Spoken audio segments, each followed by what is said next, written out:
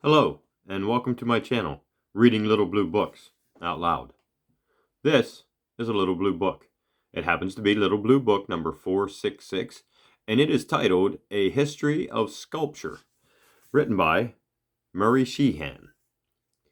And let's see if there's a copyright date. Yes, copyright 1924. Alrighty, we'll begin on page 1. A History of Sculpture, the Beginning of Sculpture.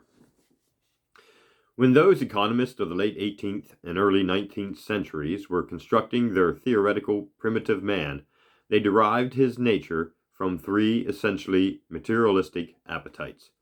They said that he was driven by his hunger for food, for shelter, and for a mate, and these three could explain all his activities.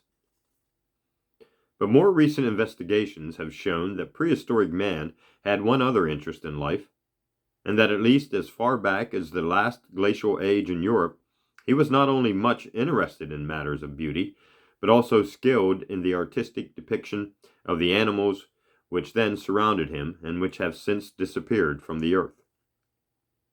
Prehistoric man was an accomplished sculptor, as can today be witnessed in certain caves in France and Spain, dating from the Quaternary period in geology, which ended some 12,000 odd years before the Christian era. These sculptures consist almost without exception of animal forms, scratched or cut in walls, ceilings, and bone or stone implements. In certain cases, there have been discovered remarkable groups of bison, modeled on the floor of the cave. Some of these are true works of art, showing fine observation and a hand well directed in reproducing not only their forms, but also giving a wonderful sense of movement in the animals.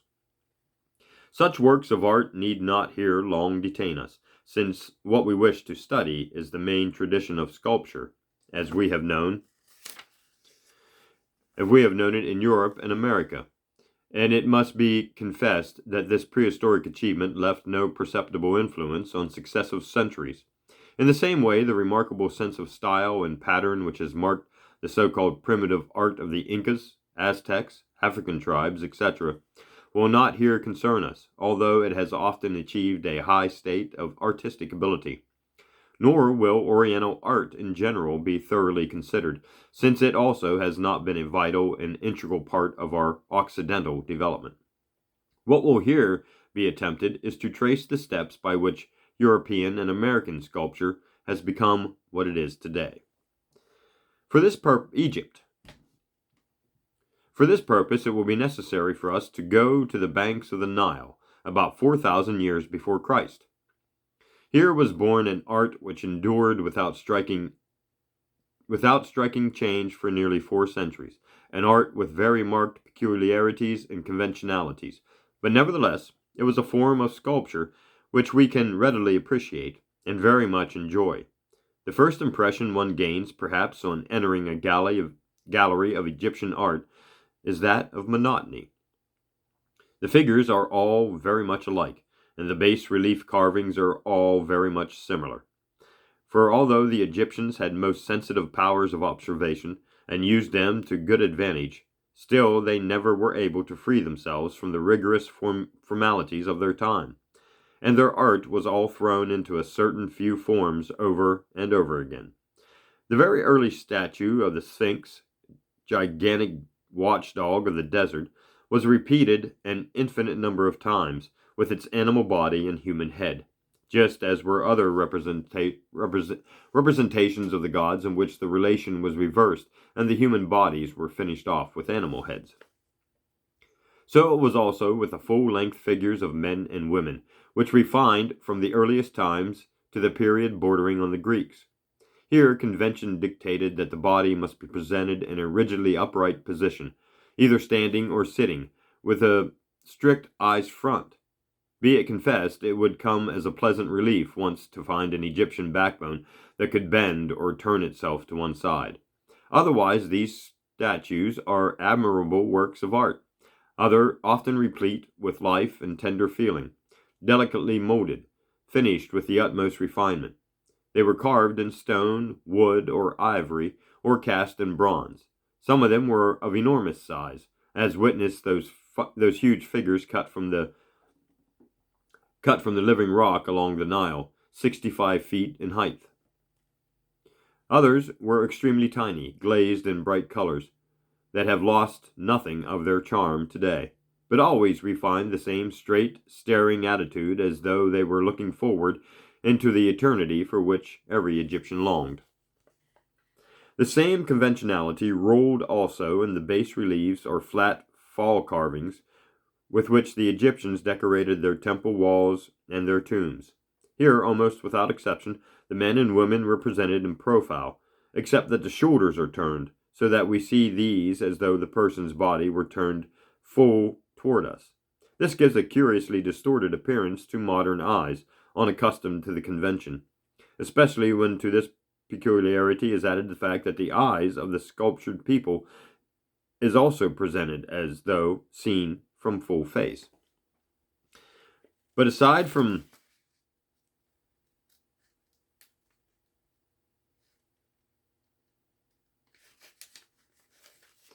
this odd convention, we can find only words of the highest praise and admiration for the decorative carving of the Egyptians.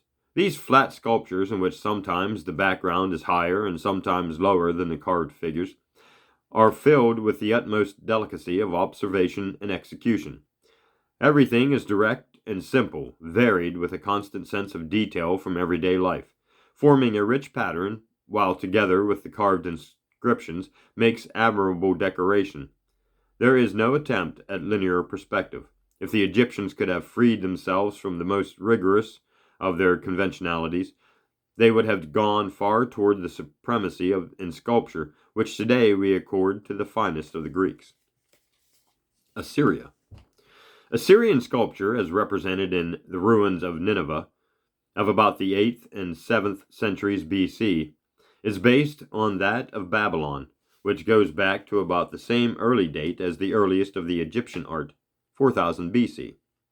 The Babylonians and Chaldeans had a heavy-bodied, strong-muscled sculpture, lacking in any subtlety. But the Assyrians developed a spirited school of art, chiefly in bas relief, which particularly excelled in the depiction of animals and scenes of the chase. Huge winged bulls, 15 feet high, guarded the entrances to palaces, and on the walls were shown flat, decorative scenes of battle or of hunting. The Assyrians were not so limited in their conventions, and thus we find that although human figures are still shown chiefly in profile, their shoulders are no longer turned broadside to us, and a much freer movement is depicted. The figures are shown with a decided sense of detail, so that today the social distinctions of the Assyrians can be nicely defined, according to the intricate arrangements of beard and curled hair, and the various degrees of fringe on the garments of the principals and their satellites. This school of sculpture had a wide and lasting influence, not only directly on the later art of Susa, where has been found the great palace of Artaxias, with its immense bull head capitals and its frieze of brightly glazed tiles representing warriors, but also on Oriental art in general. Through Phoenician trade, this influence was also carried along the shores of the Mediterranean and to the Grecian islands, where it undoubtedly was instrumental in shaping the early sculptures. Greek sculpture before Phidias. For the beginnings of Greek art, we must go back 30 centuries before the Christian era, to the islands of the Aegean Sea. From that time until about the 7th century BC, there flourished in these islands, in Asia Minor, in Cyprus and Crete, and on the mainland a succession of civilizations which need not long concern us here, for although they were the forerunners of the sublime development of the Greeks, their sculpture was far inferior to that of the contemporary Egyptians and Assyrians.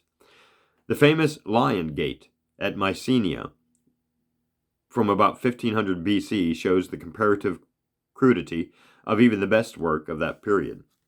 About the year 600 BC, however, there began that rapid development of the Greek genius in sculpture. The Greek Genesis in sculpture, which, in a brief century,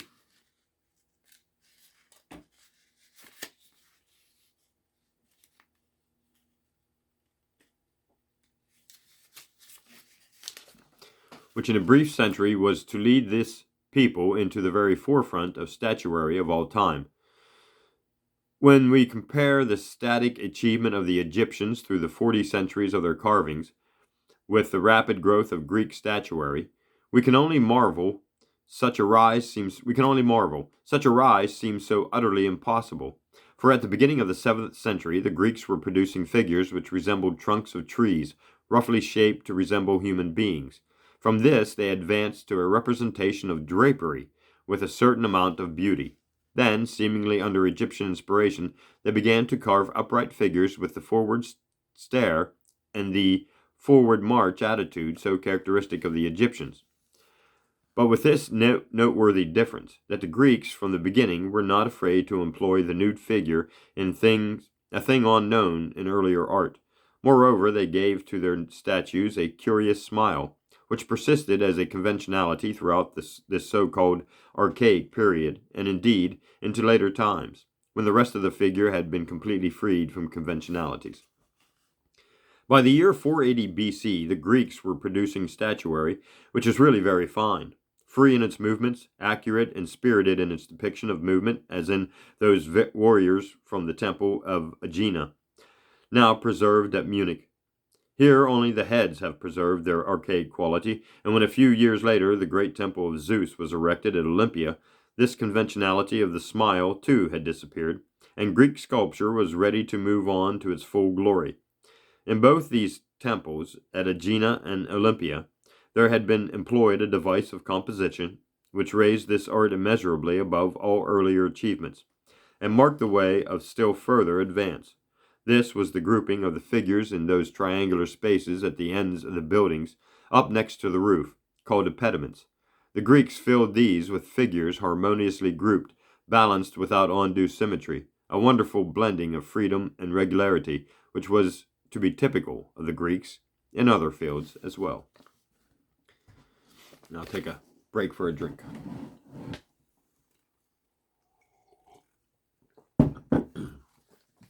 The Great 5th Century BC. We have now arrived at the Great 5th Century BC, when Athens defeated Persia, when Pericles rose to his supreme height of power, and exercised his great love of beauty in making Athens a treasure house of architecture, sculpture, and wisdom. When the great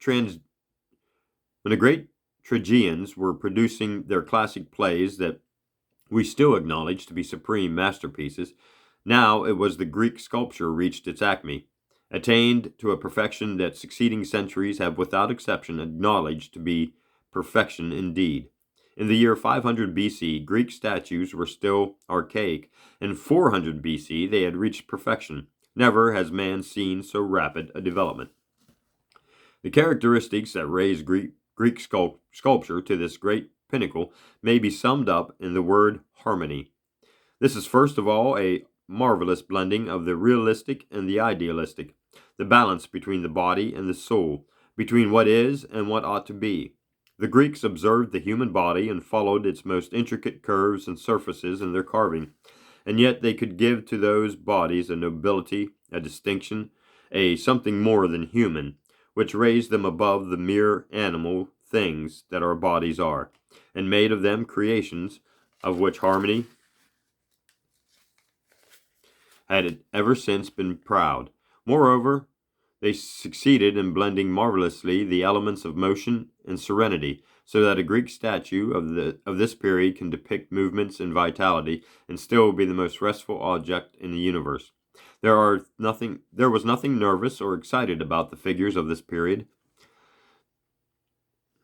No tearing passions are depicted. Even pain and grief take on a certain nobility. These names stand out particularly for the great period of the 5th century: Myron, Phidias, and Polycletus.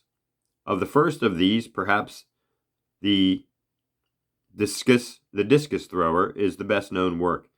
In it we find no trace of the stiff backbone of Egyptian and Assyrian art, or the archaic quality still present at the beginning of the century.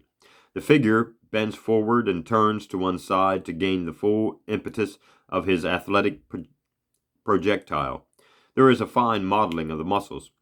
a perfect freedom of gesture unlike anything thus far encountered. Unfortunately, we know this figure only in copies, as is true of all other authentic statues of Myron. Greater, however, was Phidias, friend and adviser of Pericles, director of the building of the Pantheon, which is generally considered the most beautiful structure ever erected, and sculptor of 3 great statues, which, also unfortunately, we know only in copies. 2 of these represented Athena, and the other depicted Zeus. The latter, along with the greater of the statues of the Virgin Goddess, was built of gold and ivory, and has survived to us only in inferior copies, which hardly give an adequate conception of the masterpiece.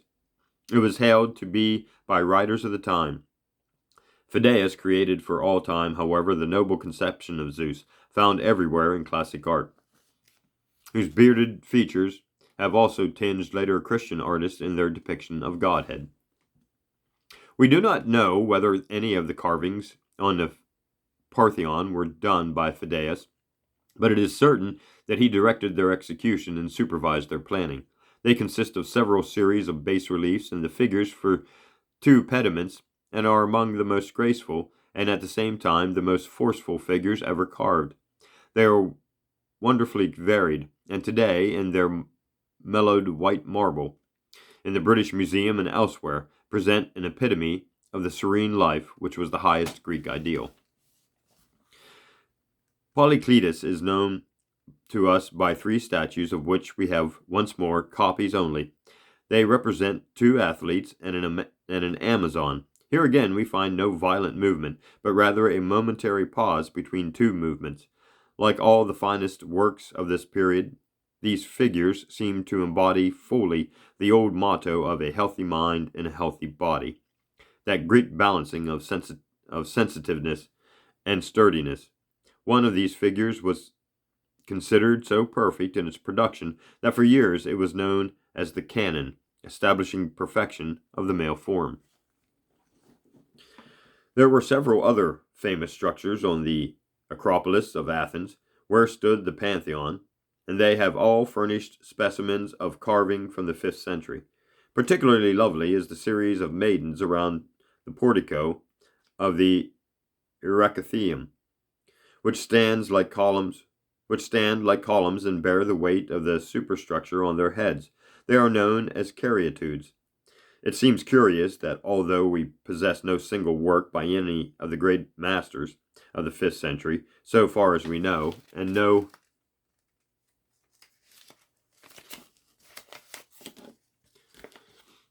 figures which are not badly weathered and otherwise disfigured, still we can look back to the times as one of the supreme flowing periods of human genius. Even as it is, we have enough so that all subsequent generations have bowed down before these master Greeks. Think what the effect must have been then, if we could have seen the reputed masterpieces themselves. And I think I'll stop there with part 1 of A History of Sculpture, and we'll see you in part 2.